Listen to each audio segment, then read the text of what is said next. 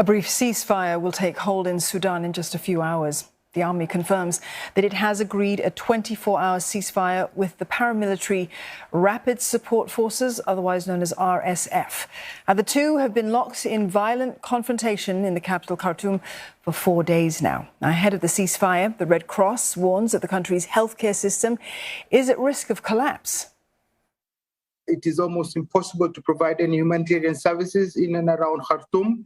There are calls from various organizations and people trapped asking for evacuation. For the past 4 days, people have been out of water, food. Electricity has been rationed, in some places totally disconnected.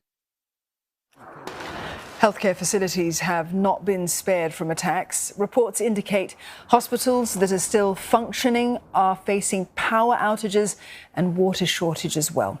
The World Health Organization says the facilities are running short on everything.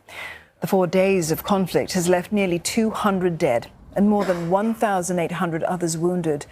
The exact toll is still unclear. Let's go live now to Naba Mohi in the capital, Khartoum. Naba, the Sudanese army has taken control of state TV, we understand. Both sides, they've talked about ceasefire, but there are indications that, these negotiations, are they even possible at this point?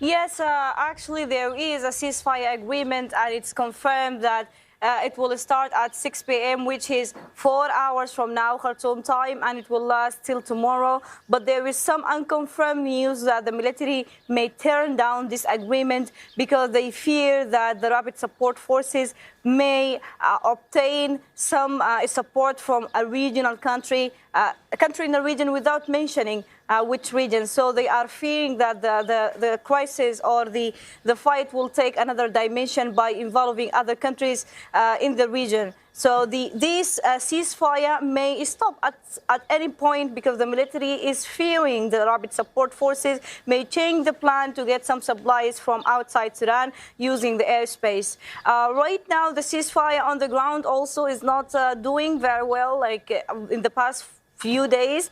Whenever they say there is ceasefire, there is some victims were killed and injured. So people are still afraid and panicked and staying at their houses without having any chance to go outside because they can't trust the situation. Even they are supporting a side to another side. It's a war, so they can't trust the chaotic shooting happening that killed over 200 people in Khartoum and other states. And I believe that the number is way higher than this.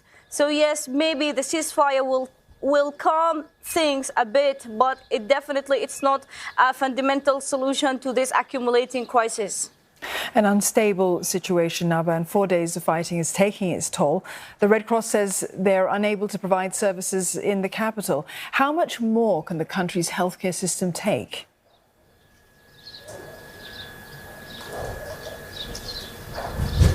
Actually, the health system is already overwhelmed and already in a very bad downturn even before this crisis.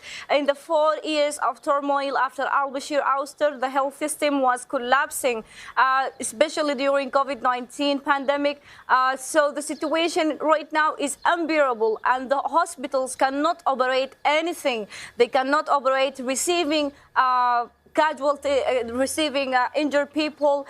Even the morgues cannot receive dead bodies. So the situation is really bad. And the other bad thing is the patient people in their houses, they can't get medication and they can't go to hospitals. Pregnant women cannot even go to hospitals, and newborns cannot get enough medication services. So the situation is really bad, and the hospitals are out of service. Like 80% of the hospitals are out of service, with also rare blood donation due to the limited access by the citizens and due to the unrest country. So we are expecting a looming health crisis that even worse than before.